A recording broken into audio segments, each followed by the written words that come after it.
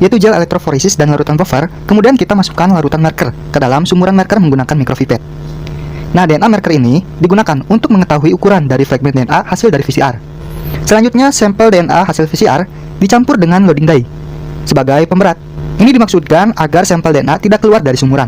Lalu setelah dicampur, selanjutnya sampel DNA plus dengan loading dye tadi dimasukkan ke dalam sumuran sampel dengan menggunakan micropipette. Lalu, untuk membuat DNA bermigrasi, maka kita sambungkan kabel di katoda dan anoda dengan sumber listrik. Nah, dengan adanya sumber listrik ini, sampel DNA bermigrasi ke kutub positif. Hal ini karena DNA memiliki gugus fosfat yang bermuatan negatif, sob. DNA yang memiliki ukuran kecil biasanya lebih cepat dalam bermigrasi. Sementara itu, yang lebih besar akan lebih lambat. Ini karena gel elektroforesis itu seperti lapisan jaring-jaring, sehingga yang molekulnya lebih kecil itu akan lebih mudah untuk nyelip-nyelip di dalam jaring-jaring ini. Jadi, migrasinya akan lebih cepat dibandingkan molekul yang berukuran besar. Kemudian, setelah dilakukan running pada DNA sampel tadi, selanjutnya visualisasi fragmen DNA dilakukan dengan merendam gel elektroforesis pada ETBR. Nah, ETBR ini akan berikatan dengan DNA-nya saja, karena ETBR ini merupakan mutagen yang menyisip di antara pita DNA. Nah, inilah juga yang membuat ETBR bersifat karsinogen, alias dapat menyebabkan kanker, sob. Makanya, elektroforesis DNA hanya bisa dilakukan oleh orang dengan keahlian khusus dan terlatih dengan safety standar yang tinggi, sob. Makanya, digunakan dalam bioteknologi modern. Nah, untuk bisa melihat pita-pita DNA, maka diamati di bawah sinar UV seperti ini. Maka hasilnya akan seperti ini, sob. Nah, terus bagaimana sih cara membacanya? Oke, kita akan pelajari.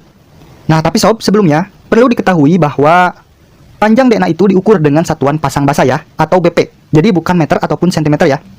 Nah, jadi semakin banyak pasang basa, itu artinya semakin panjang DNA-nya. Oke, paham ya? Kalau gitu, mari kita lihat bagaimana cara membaca hasilnya. Nah, sob, cara membacanya adalah membandingkan hasil elektroforesis pada DNA sampel dengan DNA marker. Sehingga akan diketahui ukuran dari fragmen DNA yang tadi di elektroforesis. Nah, karena DNA marker ini merupakan fragmen-fragmen DNA yang sudah diketahui ukuran pasang basanya. Jadi bisa digunakan layaknya penggaris untuk mengetahui ukuran pasang basa DNA yang tadi di elektroforesis. Contohnya nih, untuk sampel pertama ternyata menghasilkan satu pita DNA. Nah, kita tinggal bandingkan dengan DNA marker. Kita lihat, untuk sampel pertama ini, pita DNA-nya berukuran 1000 base pair, atau pasang basa ya. Kemudian, kita lihat sampel yang kedua. Ternyata ada dua pita nih, sob. Pita pertama berukuran 800 BP. Kemudian, pita DNA yang kedua itu berukuran 200 BP. Dan seterusnya. Oke, jadi seperti itu ya cara membacanya. Nah, sob, jadi cara kerja dari elektroforesis ini adalah memisahkan DNA berdasarkan ukurannya.